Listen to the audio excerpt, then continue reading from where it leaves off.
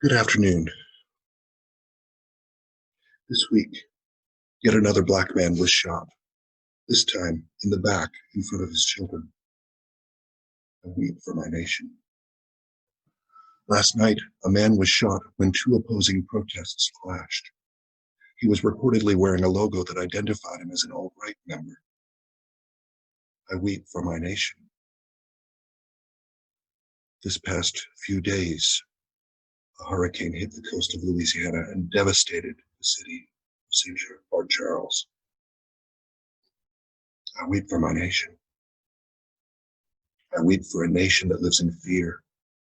Fear of our neighbors, fear of discomfort and inconvenience, fear of silence, fear of not being heard, fear of harm, fear for our families and our traditions, fear of the police, fear of the public, fear of people who are different from us, fear of losing what we have, fear of not getting what we want, fear for our very lives. So many actions in our nation stem from fear.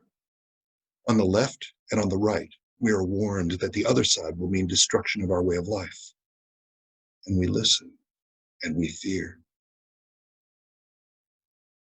How can I judge those who act out of fear? I too have fear. Which one of us has never let our fear overcome us at least once? Fear causes us to lash out in anger. Fear causes us to blame the other person. Fear causes us not to look at our own shortcomings. Fear causes us to lie and manipulate. Maybe we've stolen. Maybe we've walked away from responsibilities. Maybe we've cut people out of our lives. Maybe we've lashed out with violent words or violent actions. Maybe we call it anger, but anger is a secondary emotion. It covers something else. Sometimes it covers pain. Often it covers fear. Sometimes we fear that we'll be hurt again as we have been hurt before. And yes, we have been hurt. And yes, we need to take sensible measures to protect ourselves from being hurt again. But sometimes we go too far. We hurt people based on the fear that someone will behave the same way we have seen in the past. And often, it wasn't even the same person. Our fear lives on and causes us more pain. We withdraw from others, or we lash out. We are dishonest, or we say nothing at all. We seek power, or we seek self-destruction. Fear is the root of so many problems, and not just in our nation, but in ourselves. So what can we do about it? Well, let's look at where our fear comes from. First, we can see a vulnerability, something that can be taken from us. Let's face it, if we didn't think we were vulnerable, we'd have nothing to fear.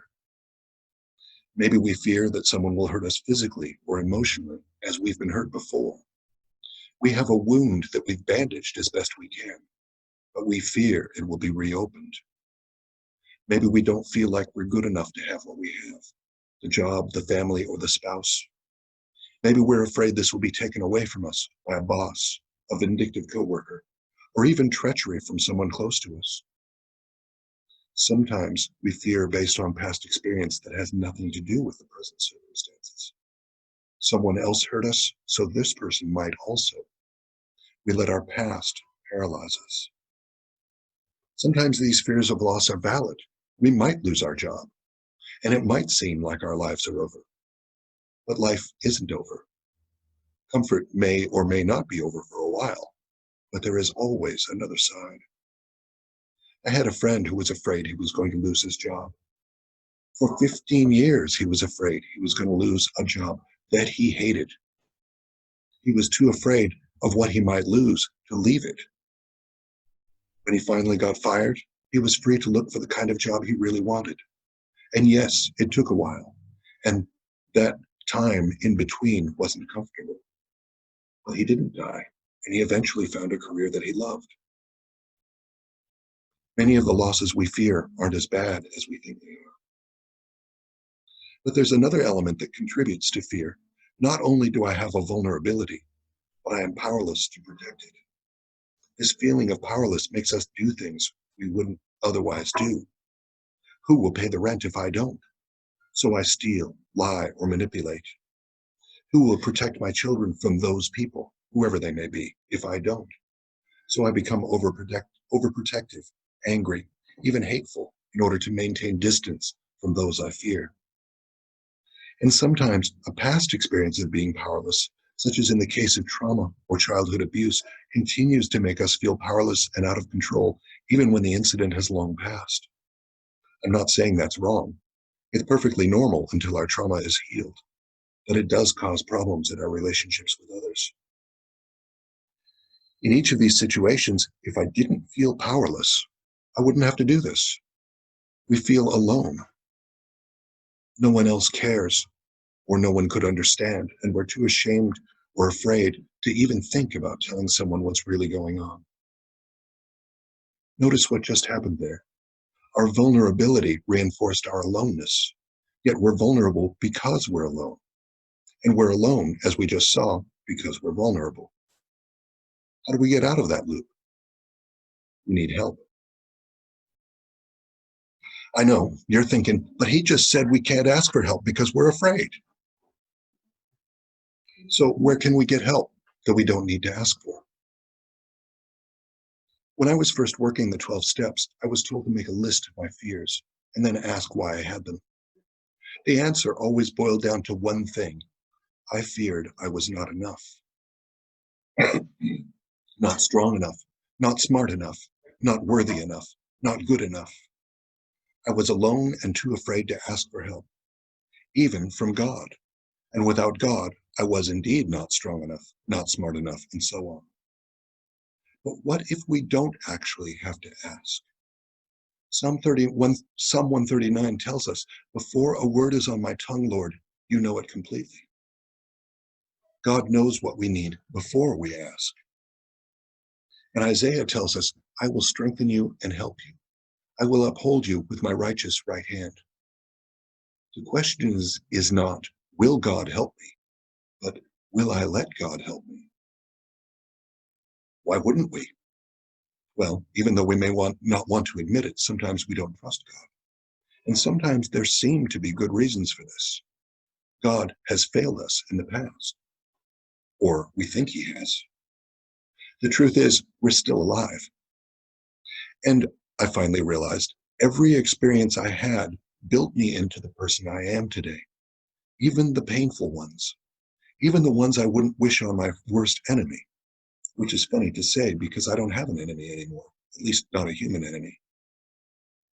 God was building me, and I didn't like it. I mean, who likes being in pain? That's why I don't do marathons. In fact, I don't run at all. I don't like pain.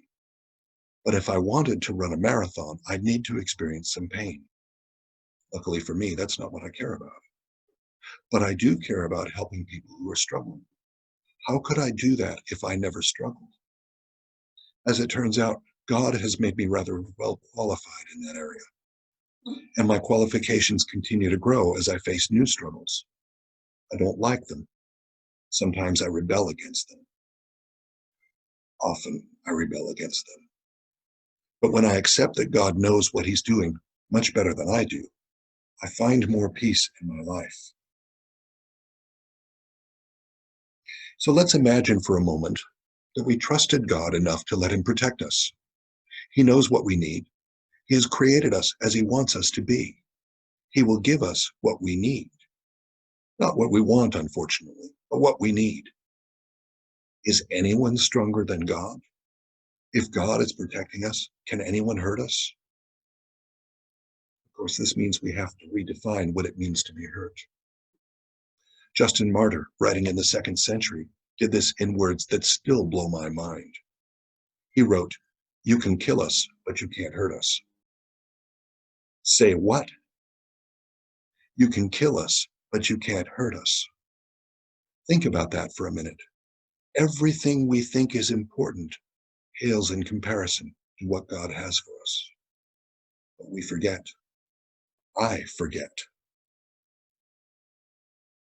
Almost 30 years ago, I lost everything. My wife, my business, my home. For a year, I lived in a small sailboat because it was the cheapest place I could find. Everything I thought was important was gone. I thought my life was over. But over time, I found more peace in my life during that time than I ever had before. That was when I decided to take another step. I sold everything I had left and went to Sri Lanka for 18 months to work as a volunteer. I lived in a hostel with an uncomfortable bed and no air conditioning. My deodorant failed me regularly. I ate what they served me, whether I liked it or not. I rode the local buses, which were crowded and had no air conditioning and no shocks. It was one of the most meaningful experiences of my life. Then I came home and was seduced by the promise of stuff. Not right away, of course. I lived for 4 years in a converted garage without a car, but it crept back in. I bought a car and wanted a girlfriend and wanted clothes that looked new and money in the bank and a home. And with all that came fear, because I'd trusted God and God had come through, but not in the material realm. By everything our society measures, trusting God had failed, because society doesn't measure peace of mind or healing or finding meaning in life. God didn't fail me at all. He just didn't give me what I thought I was supposed to have. Imagine that. I want to back up for a minute. Some of our fear comes from wounds we've received. If you're wounded, get healing. It takes time, sometimes a long time, but it's worth it. I've been working on my trauma for 20 years, and it's not entirely healed, but it's better. So how do we overcome fear? We take 2 steps. First, we look at the object of our fear. What are we afraid will happen, and why are we so invested in it not happening? Second, we look at why we fear the likelihood of it happening. Are we alone, not relying on anyone but ourselves? Are we ready to rely on God, who is our ultimate strength? We should be careful before we answer that question, because what God wants for our lives may not be what we envision for ourselves. There aren't a lot of people in the Bible who got rich following Jesus, but there are a lot of people who found peace. And maybe that's really the source of our fear. We value the wrong things. You'd never know it from looking at our society. But what could be better than peace?